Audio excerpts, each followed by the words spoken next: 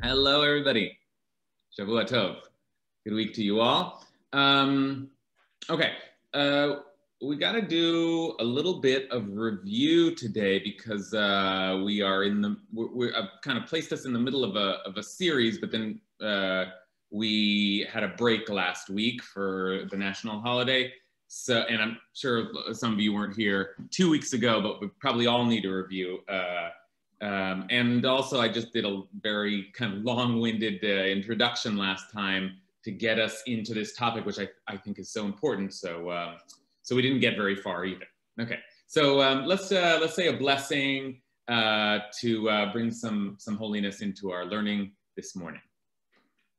Baruch atah Adonai Eloheinu melech haolam asher kidshanu b'mitzvotav v'tzivanu la'asok b'divrei Torah. Thank God for allowing us to be deep in words of Torah. I hear a little background sound, so check if you're muted or not. Okay, we're talking about inclusion and exclusion in Jewish ritual. That is our Allison Goldman, you're unmuted. That is our big topic, but we're doing it through the Mishnah of Bikurim. And Bikurim is the mitzvah of bringing the first fruits, okay? So just a very quick review of what we covered last time. There is a commandment to bring the first growth of your planting to the temple and to give it to God, right? Really, you give it to the priest who's God's representative. There's a mitzvah to bring it, and it takes place in one of the 3 pilgrimage festivals on Shavuot, one of the 3 pilgrimage festivals, and that's the mitzvah, bring the first fruits. But we also saw that, and this is going to be critical for our investigation, that there's the active part of the mitzvah, there's the actual going up to Jerusalem and bringing it, but then there's also a recitation.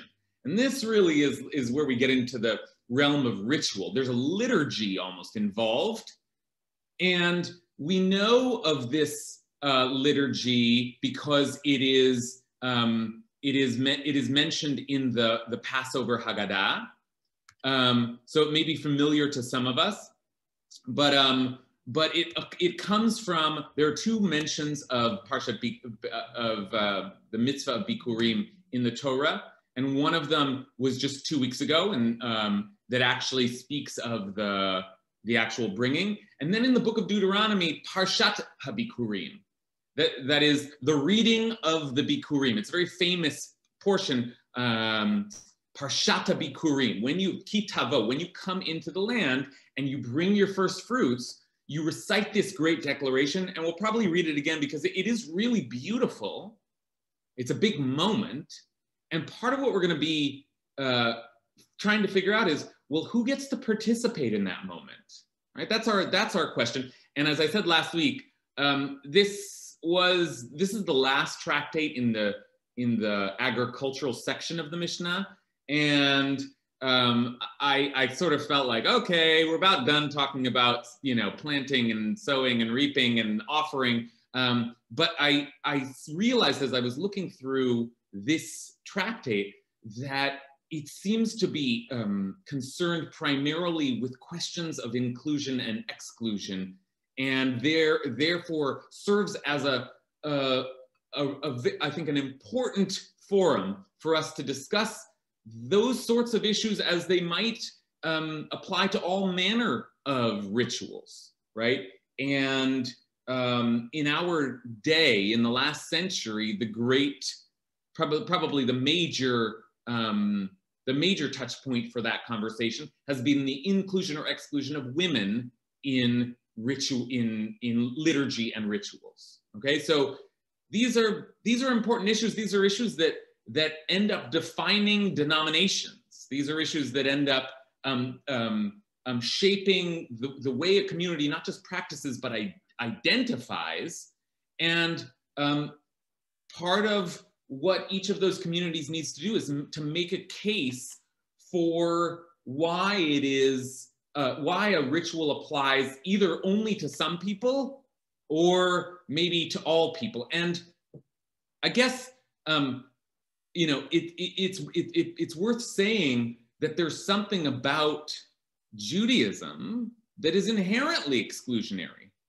because it's for Jews, right? Like maybe there's something about all religions that is inherently exclusionary, except that, as we know, some religions are very interested in bringing everyone in, and Judaism has historically been, in some ways, this is like a really nice aspect, I think, of our tradition. We don't go out and proselytize and try and get people to become Jewish, but in other ways, it has felt like a religion with a wall around it, right? That not so interested in bringing people in. And in our, I think it goes without saying that in our post-Enlightenment age, when values of sort of universal humanity have emerged, these questions of who's in and who's out become particularly charged.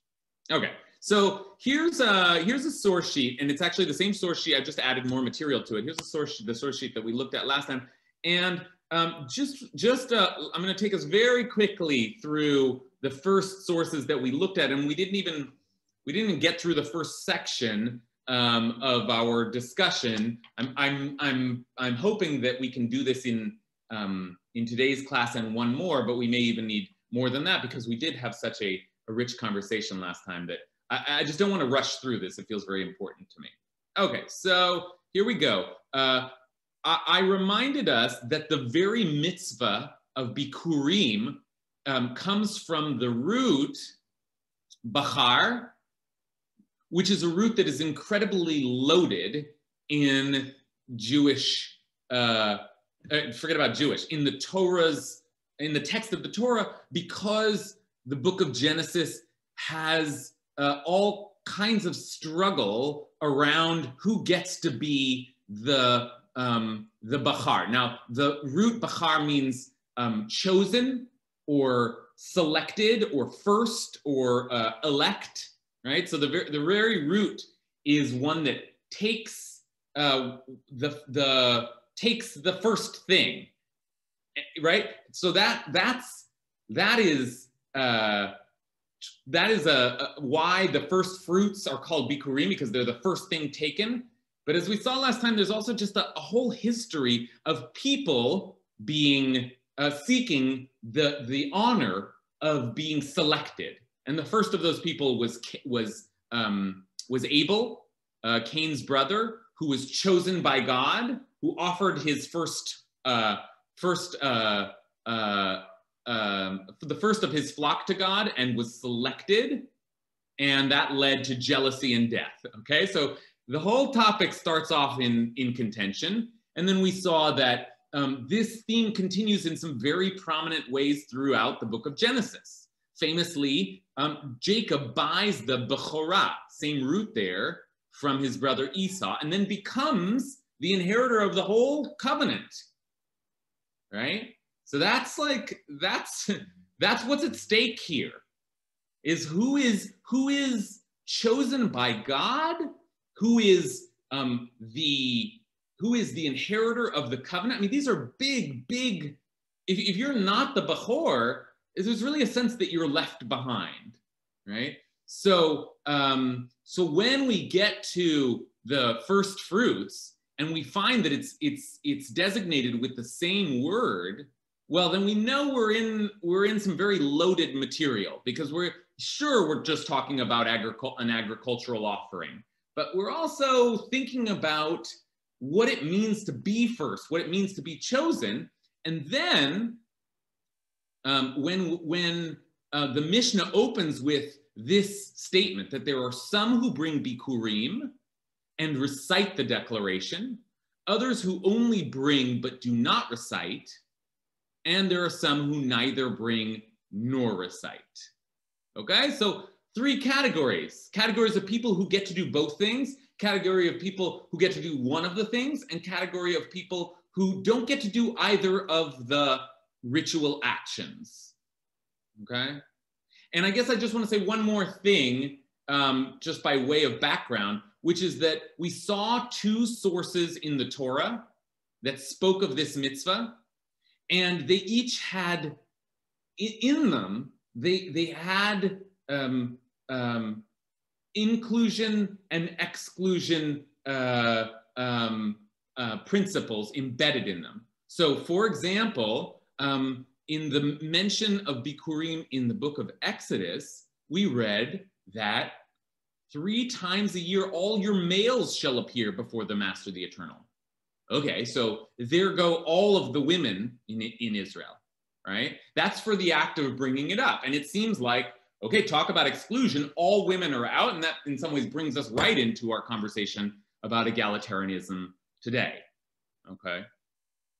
But we noted, I think Payam was the one who picked up on this, that it's not just males, but because it says that it will be the chosen fruits of your soil, here's admatcha, it's also landowning males.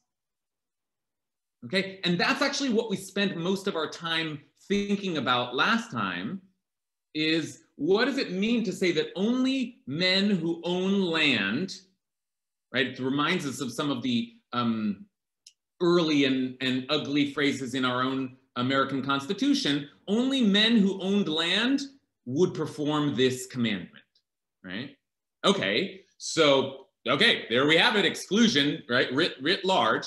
But then we looked at the passage in Deuteronomy that speaks of the recitation. It repeats this commandment to bring the first fruit, but then it says you go to the priest in charge at the time and you say, here, I did it. And then famously in verse 5 here, you shall then recite as follows before the Eternal your God. My father was a wandering Aramean. He went down to Egypt with meager numbers and sojourned there, but there he became a great and very populous nation. The Egyptians dealt harshly with us and oppressed us. They imposed heavy labor upon us. We cried to the Eternal, the God of our fathers. I'm emphasizing that because that phrase will become important. The God of our fathers, right? And the Eternal heard our plea and saw our plight, our misery and oppression, blah, blah, blah, blah. This is all beautiful, but you may know it from Passover. The point is that you recite this whole thing when you go up and you bring the first fruits.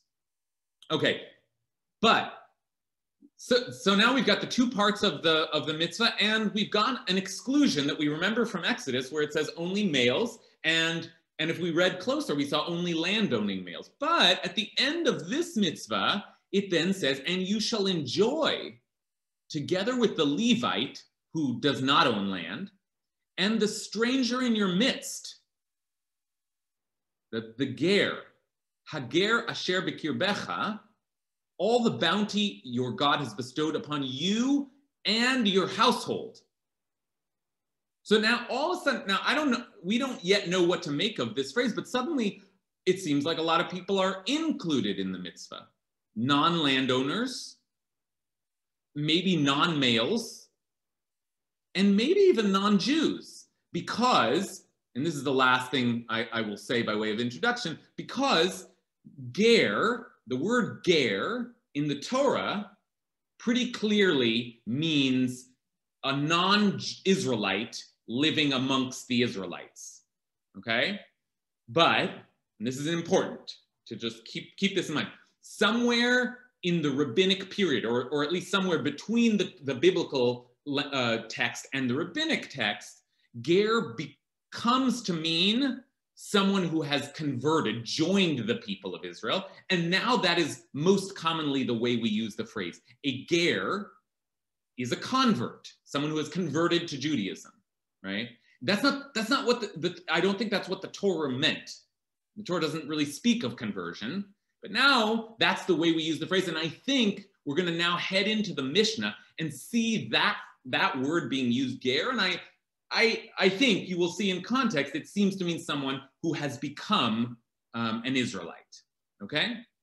All right, any questions before we head in? I know that that's a lot of kind of, if you weren't with us last time, it's all, it's dense anyway, and it's a lot to kind of come in out of nowhere. Any questions so far? Anything unclear in that introduction, Richard? I can't hear you, Richard. Okay, I'm just going to ask about the initial condition where the excluded men who did not own land. Is that appear anywhere else? Is there another verification that that's what that means? Well, yes, or at least there's two ways to answer your question. One way is to say no, it's not clear that that's what it means from the Torah.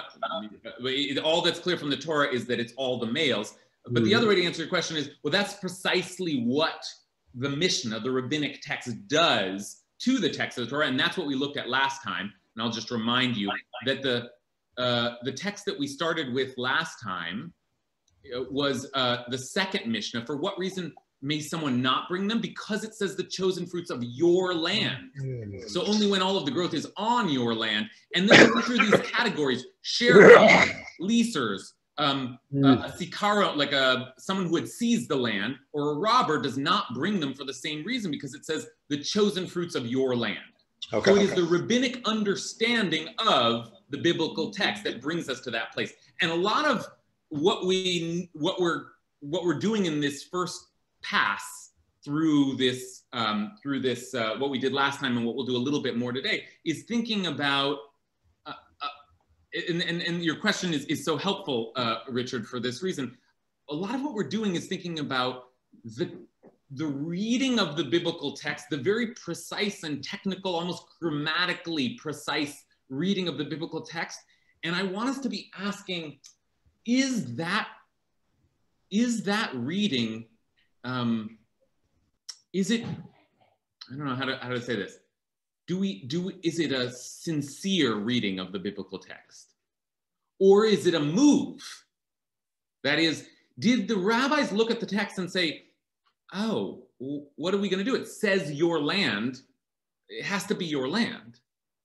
Or did the rabbis kind of have a sense of the people they wanted in the mitzvah, and they're like, oh, we can use that phrase? Okay? And we discussed that a little bit last time, and we'll continue to discuss that today. Any other questions? Okay. All right. So here we go. We're going to go in and take a look now at, we spent a lot of time last time thinking about the non-landowner and how the non-landowner was not included in the mitzvah at all, right? They were male, but maybe they were Israelite.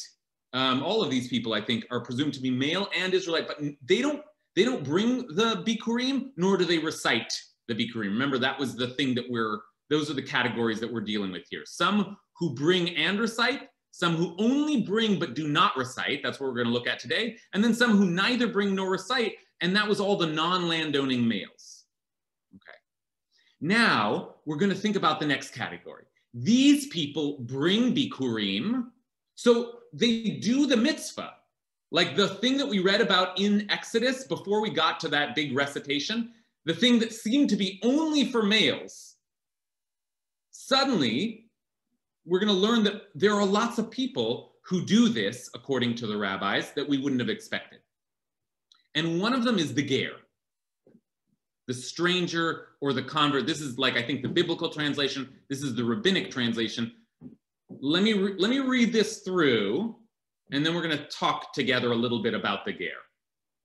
The ger, remember now, goes up and brings the first fruit, but doesn't say, my father was a wandering Aramean and we went down to Egypt, and it doesn't say that.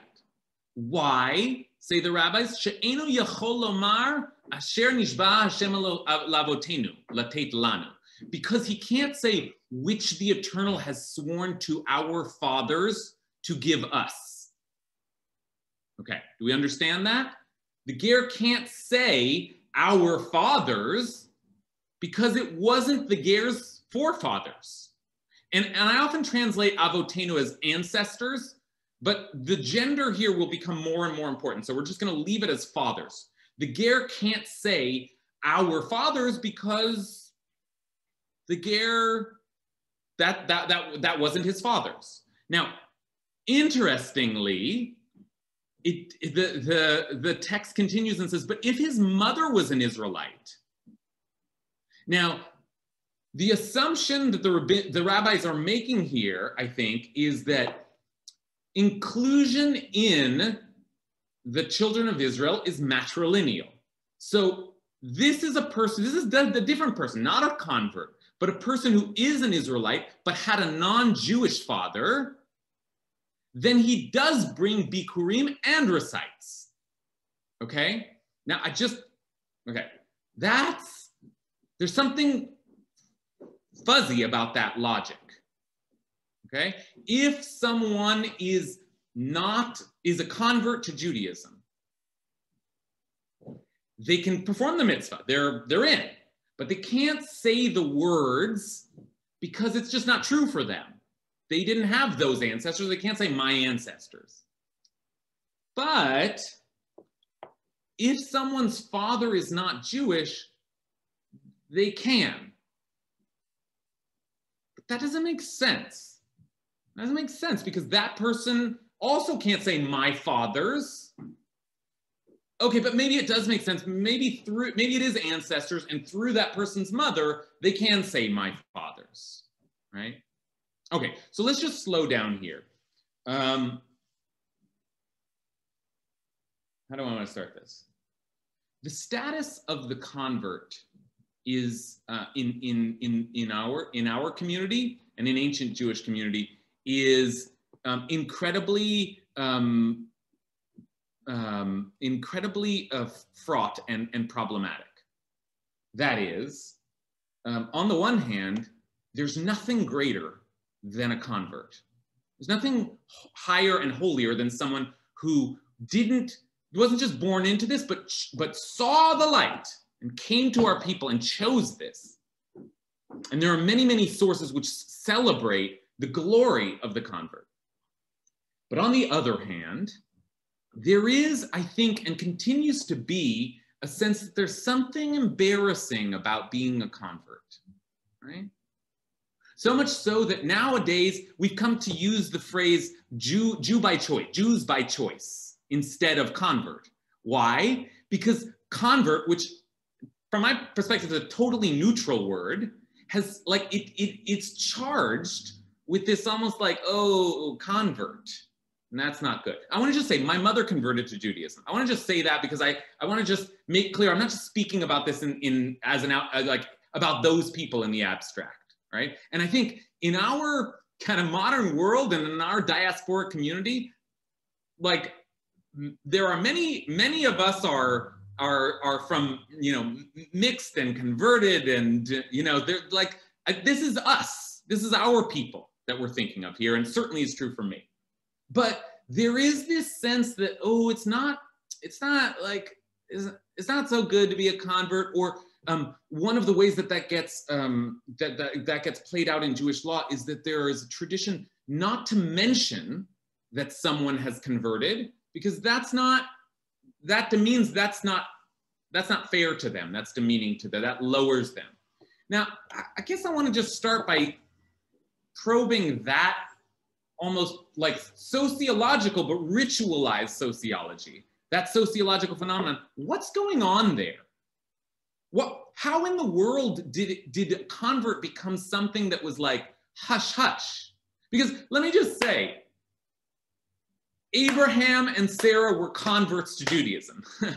Not just in a kind of like poetic way, that's the way we speak of them. Abraham is a hero because he was the first to cross over and come into Judaism, and that's the legacy that a convert has. So what happened? Can we just investigate a little bit? What's going on where suddenly a convert is something that we prefer not to mention or unearth?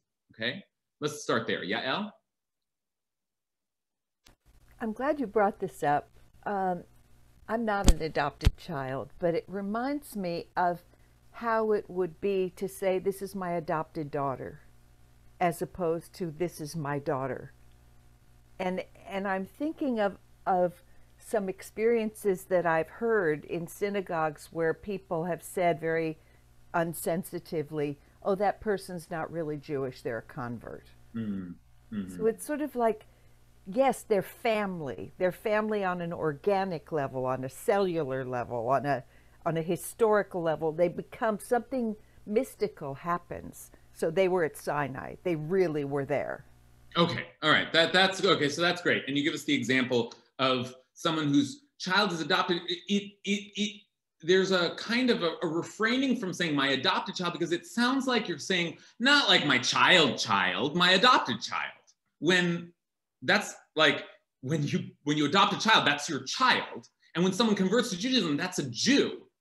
Right? That's a Jew. That's the law. That's the truth. That's the way it is. And yet there's this sort of there's a sense that it will be perceived as like Jew asterisk, not a real. Now there's some truth to there's a difference, right? This person has a different historical experience, but I think Yael also points to perhaps like a more sinister. There's a more sinister calculation that's lurking underneath the surface, which is like maybe part of it is that this person's not biologically Jewish.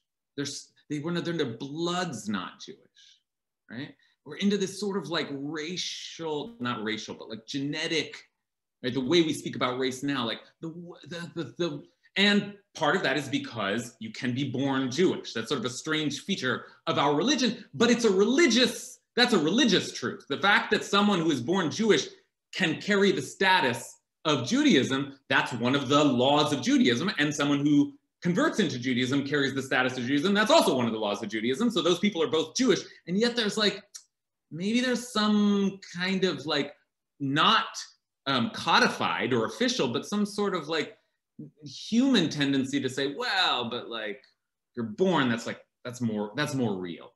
Okay, Alexandra.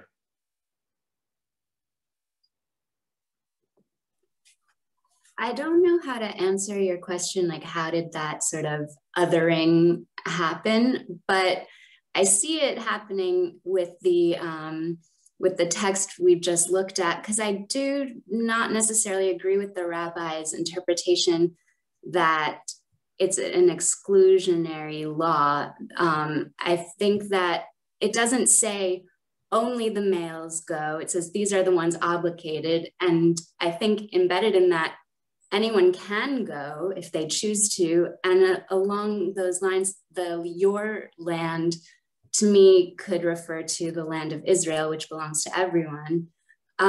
So I don't know that it's necessarily excluding, but the rabbinic interpretation is, and I think that's what often happens.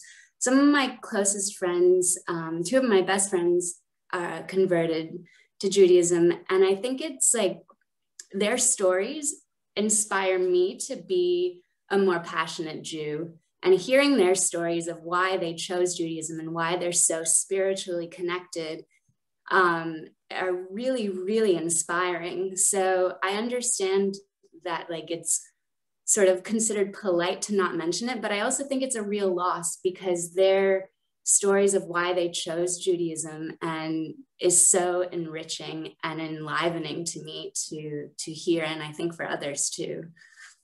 Okay, all right. So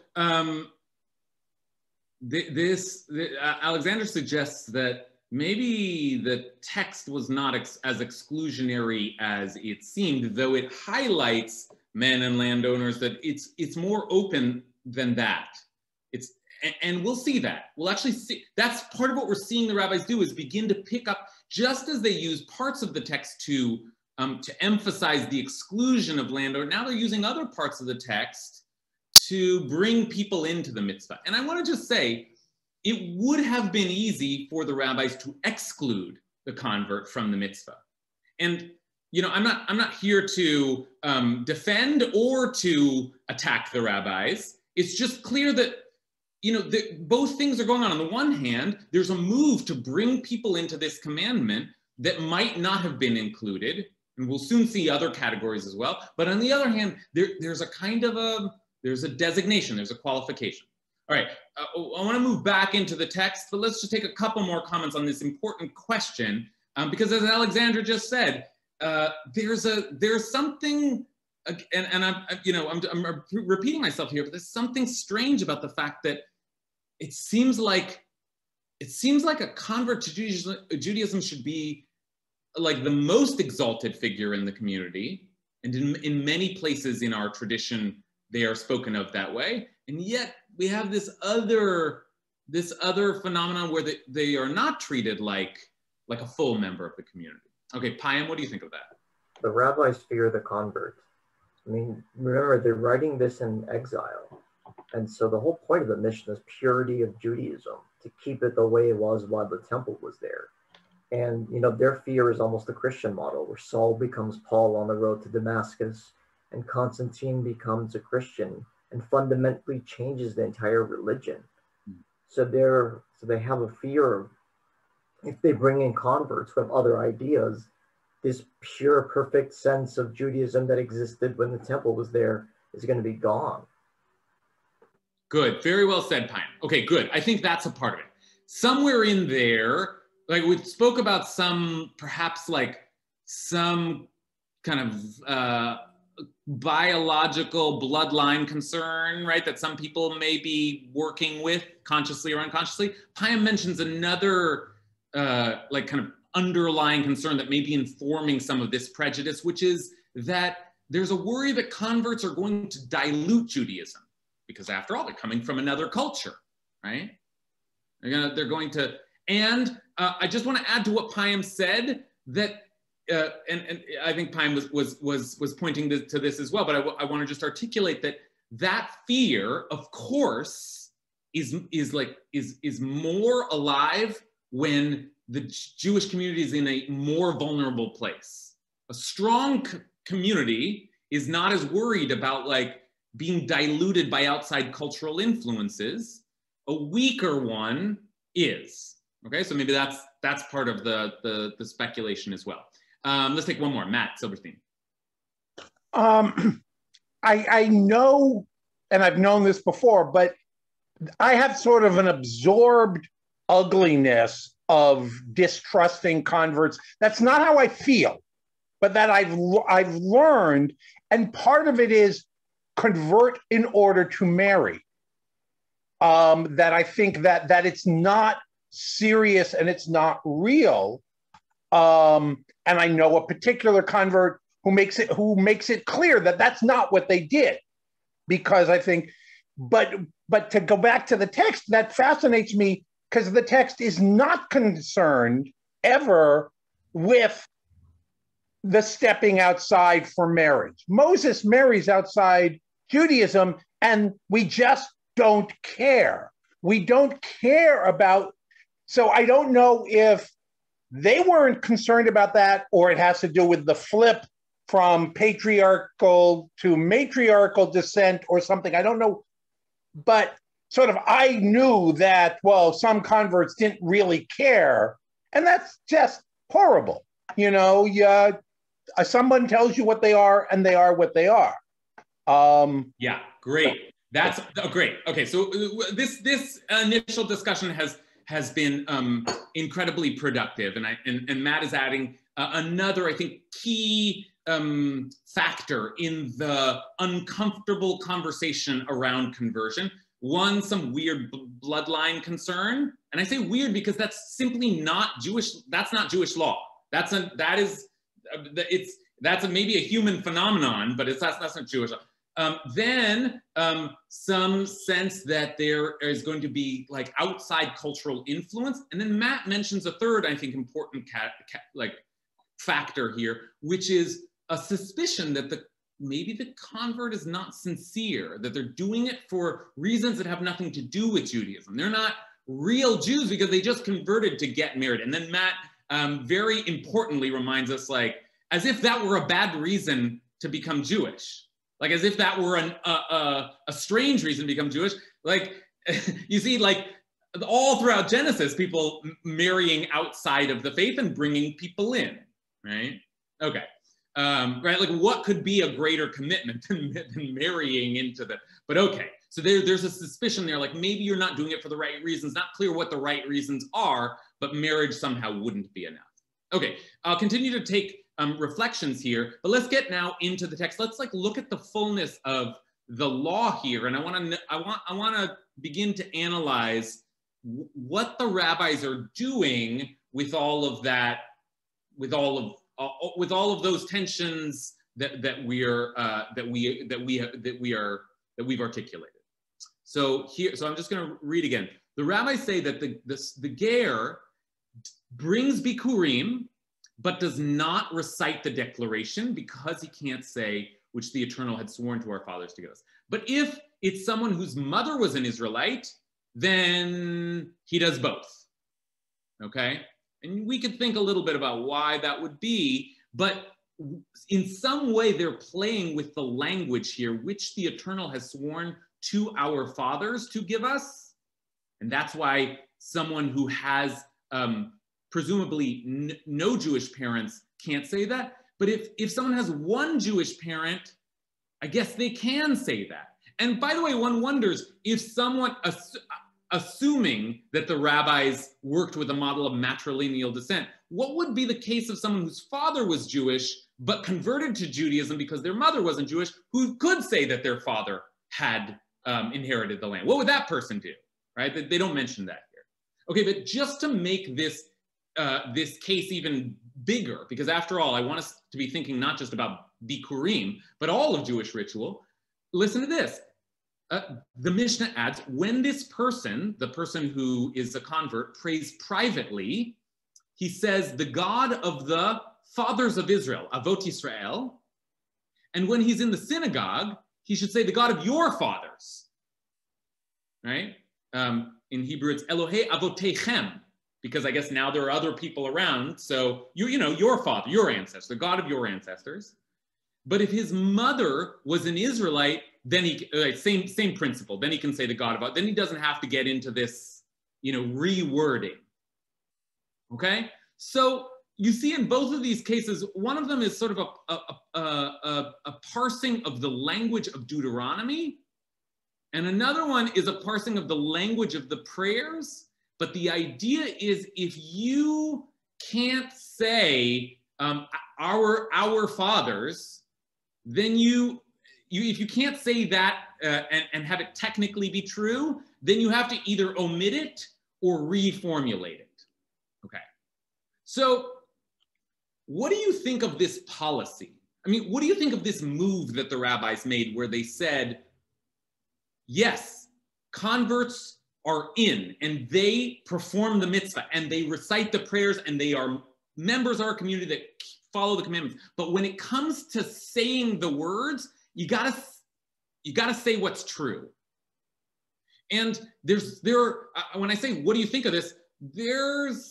I want to know what you think of that, like that policy as a sort of as a policy. But I also want to know what you think is going on. And again, I'll ask the question: were the rabbis really just so concerned with the truth of utterances? Remember, we live in a tradition that thinks of the world as created by words. Words have power. So maybe the rabbis just felt like you had to say what was true.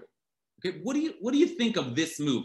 Converts in, but just make sure you say the right thing or don't say anything at all. I'll turn to Yonatan. I think this entire ceremony needs to be understood within the context of the Torah's vision. So the Torah has a vision of a society where different people have different roles. And we are expected to have the maturity to understand that our role may not always be the role that we wish that it were, or the role that has the most glory, or the role that is the most visible. We live on these parcels. By the time the rabbis were writing this wasn't true anymore, and they knew it would never be true again. But we live on these parcels that are ancestral parcels, and it's important to make sure that every parcel is tithed in this way and represented in this way and spoken about in this way. And if you are a convert, you don't have that parcel, right? Your family was just never given one. The translation, that's often given, the male translation, I don't even buy into that. I mean, Zachor with a Vav, I think really would refer to whomsoever on that parcel is the one who remembers to do this. That's the person who goes to Jerusalem and does all this. And maybe it's a hard expectation, and this system was often abused. We know that it was.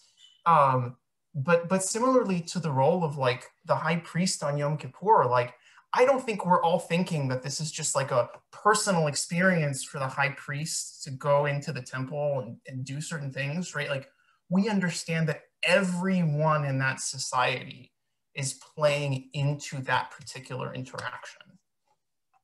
Okay, all right, good. I appreciate Yonatan articulating that, because I think that is certainly one way of framing this entire discussion of inclusion and exclusion in Judaism, which is that the inclusion as a virtue that's a modern value, or at least it's not an ancient Israelite value. That society is structured around roles, and it doesn't say anything bad about someone to say that you don't have the same role that everybody else does. And you use the example of the high priest. Is it unfair that I don't get to be the high priest? No, that's just, in this society, there are different people who are designated to different things, right? And that is often the way that, that people who are defending a non-egalitarian Judaism will speak about male and female roles in Judaism. Nothing wrong with the female role in Judaism, it's just a different one. And in that society, and Yonatan even says you're expected to have the maturity to see that it's not a reflection on you and your status and your character, it's just, there are different roles in this society. I don't, by the way, just to clarify, I don't buy into the male and female role part at all. So that's like not in the sentiment of okay, but Yonatan, I'm telling you, that's an extension of your logic. That's fine. I mean, I don't agree with that extension, but I just want to put that on the record. All right. David Yaroslavsky. Yeah, I guess my reaction, I'm persuaded, I think, by Payam in the attitudes toward the ger, because I just see, you know, when you're going through the rules and who can say what and when they can say it, the different permutations of it being problematic, like the descendants of the ger, or descendants of mass conversion, or a group of people who've become Jews by choice, like the descendants aren't prohibited from saying these words, but factually it would be just as inaccurate. And so it really just doesn't seem to me to be possible to believe that they were really concerned with the truth of the utterances, because there were too many different ways that they're allowing people to speak these words that are actually false. And so I guess I'm persuaded by the concern with the people specifically who have chosen to be Jewish and not be born Jewish, as some, I don't know if it's maybe a loyalty, maybe they're not true to the tribe as much as the people who can't change how they were born. And so they're maybe the powers that be were a little bit more concerned with those individual people. And then like you're saying, Rabbi, or suggesting the possibility of, is that they had a group of people in mind that they were concerned about, and they fit the words, or they fit the rules to address those particular people and not really address the truth of the statements. Okay, that's a very keen observation, David. I really appreciate that, because that's right. One generation later, suddenly the person says the words, but it's no more true for that person than it was for his father. So one begins to suspect that this is not like we're just, what are you going to do? It just doesn't mean that. There's like some other concern going on. And David offers another possibility, which is maybe there's a kind of did the rabbis have some kind of like waiting period, some sort of like, well, we'll just clear it out for one generation. We're not sure about you, but like maybe once your children have been kind of mixed in, right? Then and what's their fear? I don't know. We've articulated a lot of possible fears, but there's some sort of like holding period for one generation that the rabbis are trying to work with here. Interesting. Allison, and then Ken. Oh, not Ken. Allison. Hey, this is interesting. I mean, I think that there's something, obviously there's something really tribal about Judaism, and sometimes it's difficult to share. Like I have cousins that are like married into the family, and I have cousins that are like born into the family. And there were like moments in my grandfather's funeral when I felt this like twinge at my cousins that were married in. Like, he's not like really your grandfather. the same way he's like really my grandfather. And I don't know that that's fair. You know what I mean? Like I would never like say that to them. And I would never say to them like at the funeral, you can't really say our grandfather, because he kind of like lived as their grandfather, you know? And I wonder if there's a little bit of that happening there, like a little bit of like, this is ours and not yours. But I also would say, I think it's incredibly damaging and really hurtful to the people who you say to them, like, you're accepted, you're part of the mitzvah, you're in, but you're not in. Always remember, you're not exactly in. You can't just like go along with the community and say the same words as everybody else. Like it's on you to remember that you're not really one of us. And I just think that's cruel. Mm.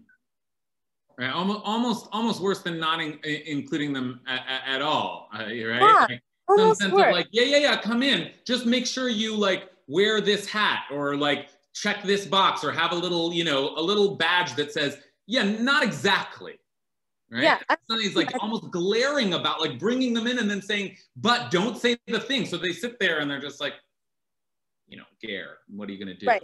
Like yeah. Come to dinner, but just make sure that you bring your own mashed potatoes, because you're welcome to dinner, but this one thing is not, you know what I mean? Yeah. Okay. Thanks for that. And also thanks, Allison, for, I mean, you know, I tried in some ways to, I wanted to kind of get out in front of this and say, Judaism's not biological. Right. And I believe that. And I want to believe it because I said my mother converted to Judaism. I don't want to feel like I'm any less of a Jew. But it is also true that the Torah is a story of a family and then a tribe. And maybe there is something kind of biological in the inherited memory of the rabbis, so that they, you know, maybe that's not it would be too easy to say, oh, that's not a factor. Maybe that is not just among the like the lower elements of humanity, but like all the way up, right? Like that's a part of the Jewish psyche that maybe technically isn't true, or maybe we sort of in our highest ideals try to purge, but it is a part of the way of thinking, and the rabbis were influenced by it as well. So let's at least cop to that. Allison suggests. Agnes?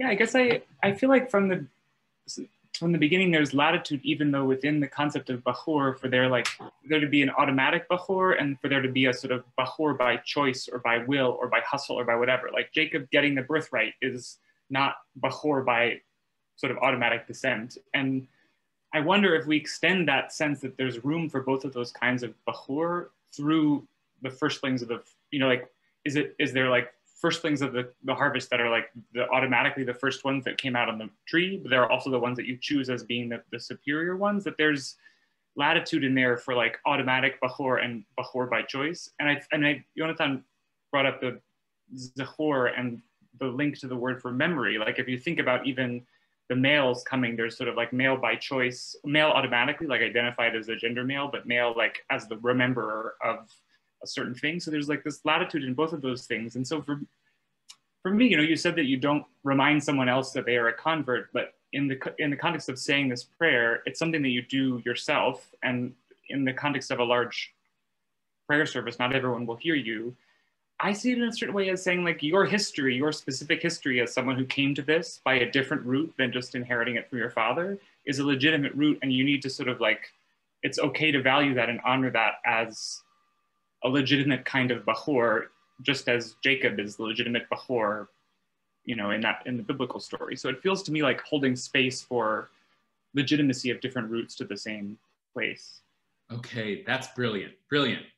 What Agnes has just done to root us back in those early stories of contention around Bachor, around who gets to be the inheritor of the tradition. And right, that was the initial problem. Is it the firstborn, the kind of like biological Bachor, or could someone through their merit or spiritual virtue or kind of guile or purchase, like, is there some way that has nothing to do with ancestry? Now, you know, obviously Jacob was also a child, but he wasn't the Bachor. So there is this idea that maybe the rabbis, maybe this goes all the way back, and maybe the rabbis are still doing, and our tradition even now is still dealing with the tension between what Allison was saying is true. There is a kind of biological element, or biological is not the right, but familial element, lineage element to our tradition. And then there's this other thing, which is the spiritual, the ideological, the relational element. And those two things, it's never been clear in our tradition how to reconcile those two forces. So the rabbis are kind of like splitting the difference, but like in doing so, they're hearkening back to Jacob, who was not the Bechor, but became the Bechor anyway. Right? I think that's this is complicated. In other words, it's complicated like all the way back. It's always been complicated. There's no way to fully reconcile this unless we purge one or another of those paradigms. Okay, before we finish today, we're seeing these two poles, and the poles in tension. Is it about a spiritual affiliation with the people of Israel, or is it about some kind of inherited familial affiliation? So we've been considering the case of the convert, and the convert participates but doesn't fully participate, does but doesn't say, alters his words here and there.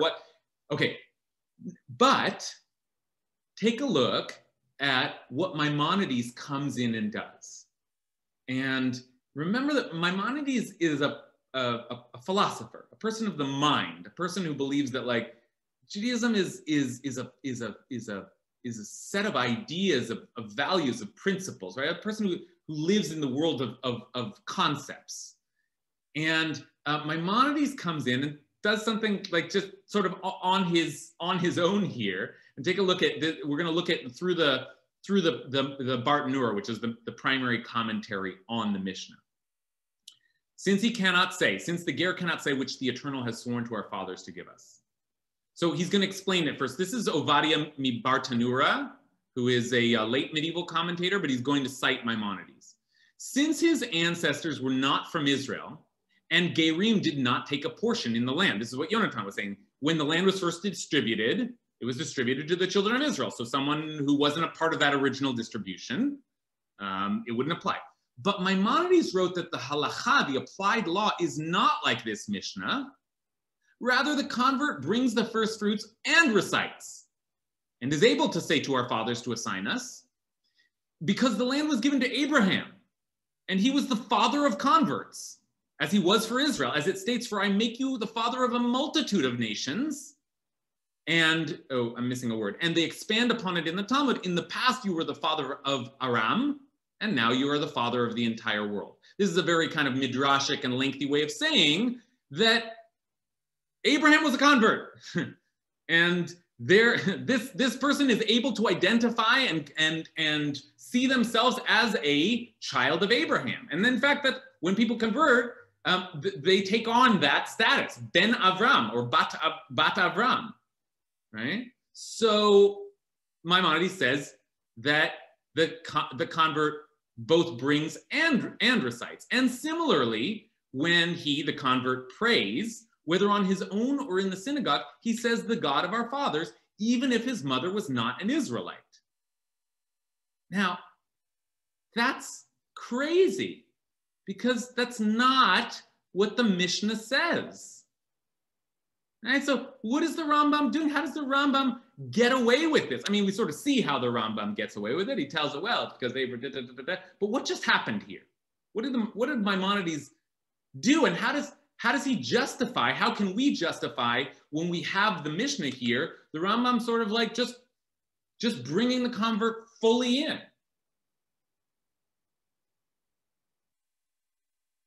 I have a thought there. If nobody has a thought, it's because it's not a good question. There's no good question. The Rambam just does it. I have a thought. You have a thought?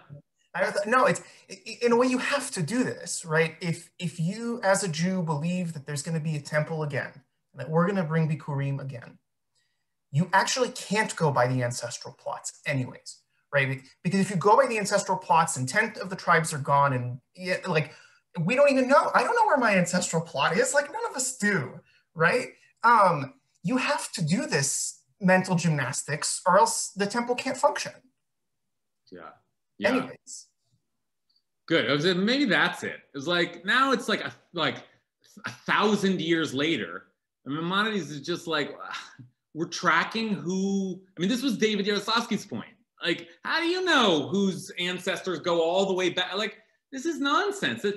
And part of what we're seeing is also the shifting, if from the Bible to the Mishnah, the status of the word ger has changed from an outsider who lives among us to someone who has joined the people. Maybe by the time we get to Maimonides, it's like, yeah, it's just a Jew. Like, the way someone converts, they're fully Jewish. And that's, Maimonides is just saying, okay, yeah, that old system, like, we don't do that anymore. I mean, it's just an incredibly powerful moment to witness here, because for all of the, all of the contention and anxiety around the inclusion of women in traditionally male ritual performances, right? Look at what Maimonides did. He just says, like, no, that's not what we're doing anymore. That's just not what we're doing anymore. It doesn't make sense anymore. And things change, right? So for all of this, and of course, Maimonides is going to give us like a kind of a textual because of this and this and this. There is an enduring value of linking your argument to the words of the text. That you see, the rabbis are grounding all of their interpretations in little nuances in the text, and Maimonides is going to try to do that as well. And yet we sort of see that that's like sometimes there's just a move made, and the circle of inclusion just needs to be expanded. Okay, all right, we have to stop here, and we'll pick up again next week. Now, just to give us a sense of where we're headed, though, the convert is someone who cannot say that they were originally given this portion of land. And soon we're going to look at gender categories. And unpleasantly, gender categories are linked up with other categories of low status, like a slave. So a guardian, an agent, a slave, a woman, a tumtum or androgynous bring the bikurim but do not recite, since they cannot say which you, Eternal One, have given to me. And again, because the distribution of the land originally was given to male heads of families. So women were not given the original distribution of the land. So again, a technicality, right? They just can't say it, but they're being included now, but they don't recite. So now we just saw how that played out with the convert. Next week, we'll begin to think a little bit about how that plays out as we expand gender categories as well. All right, we got to stop here today. Great learning with you all. It is Purim on Thursday night. That's right, yes. And so please join us for our Purim party on Thursday evening. And for those who are interested, earlier in the day at 12 o'clock, I'll be teaching a class that I think is related to some of the issues we've been discussing, a class on intersectionality in the book of Esther. Okay, so that's 12 at noon. All right, love y'all, good to see you, great learning with you.